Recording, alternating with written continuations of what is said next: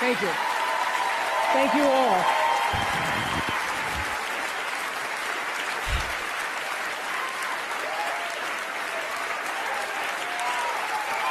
Thank you. Okay. Thank you, Reese. In 1964, I was a little girl sitting on the linoleum floor of my mother's house in Milwaukee, watching Anne Bancroft present the Oscar for Best Actor at the 36th Academy Awards.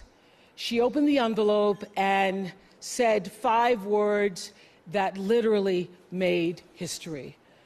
The winner is Sidney Poitier.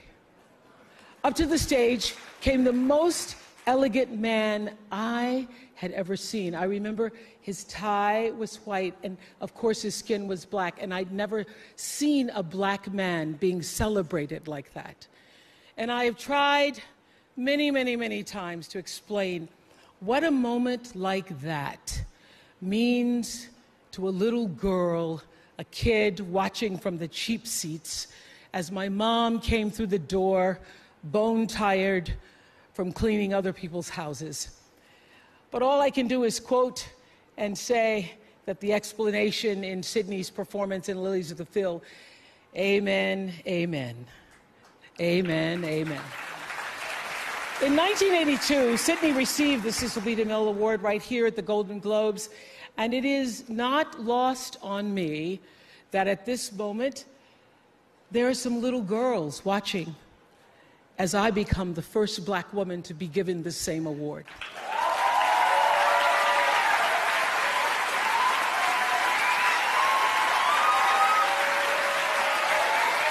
It is an honor.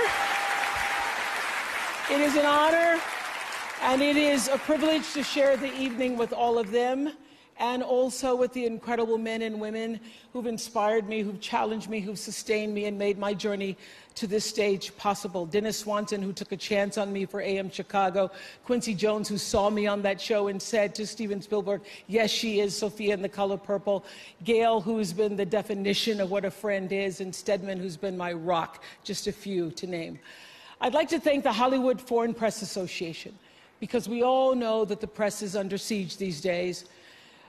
But we also know that it is the insatiable dedication to uncovering the absolute truth that keeps us from turning a blind eye to corruption and to injustice, to tyrants and victims and secrets and lies. I want to say that I value the press more than ever before as we try to navigate these complicated times, which brings me to this. What I know for sure is that speaking your truth is the most powerful tool we all have. And I'm especially proud and inspired by all the women who have felt strong enough and empowered enough to speak up and share their personal stories. Each of us in this room are celebrated because of the stories that we tell. And this year, we became the story. But it's not just a story affecting the entertainment industry. It's one that transcends any culture, geography, race, religion, politics, or workplace. So I want tonight to express gratitude to all the women who have endured years of abuse and assault, because they, like my mother, had children to feed and bills to pay and dreams to pursue.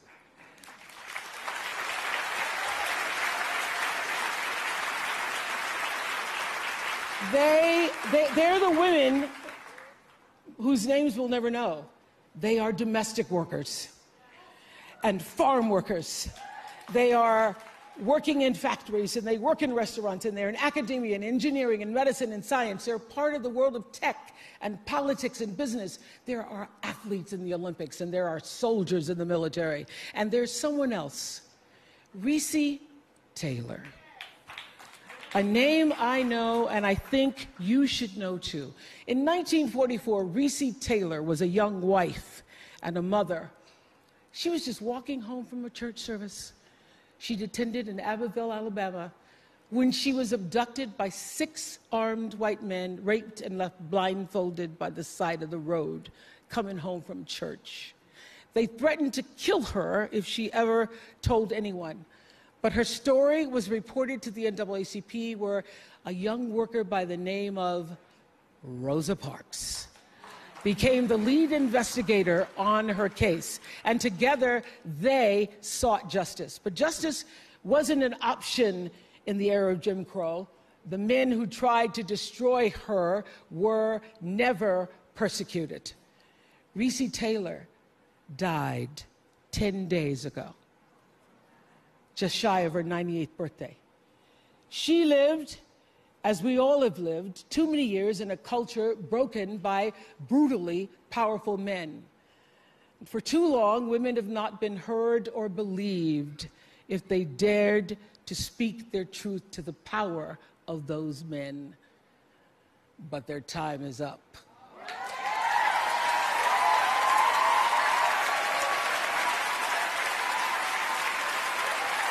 Their time is up.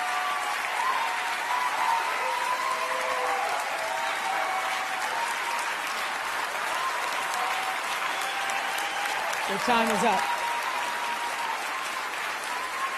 And I just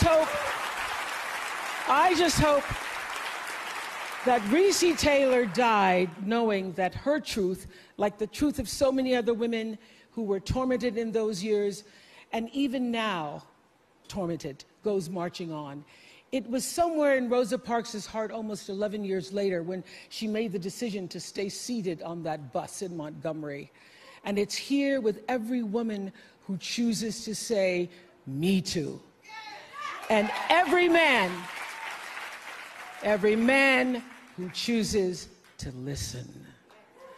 In my career, what I've always tried my best to do, whether on television or through film, is to say something about how men and women really behave, to say how we experience shame, how we love and how we rage, how we fail, how we retreat, persevere, and how we overcome. And I've interviewed and portrayed people who've withstood some of the ugliest things life can throw at you, but the one quality all of them seem to share is an ability to maintain hope for a brighter morning, even during our darkest nights. So I want all the girls watching here and now to know that a new day is on the horizon. And when that new day finally dawns, it will be because of a lot of magnificent women, many of whom are right here in this room tonight, and some pretty phenomenal men fighting hard to make sure that they become the leaders who take us to the time when nobody ever has to say, "Me too," again. Thank you.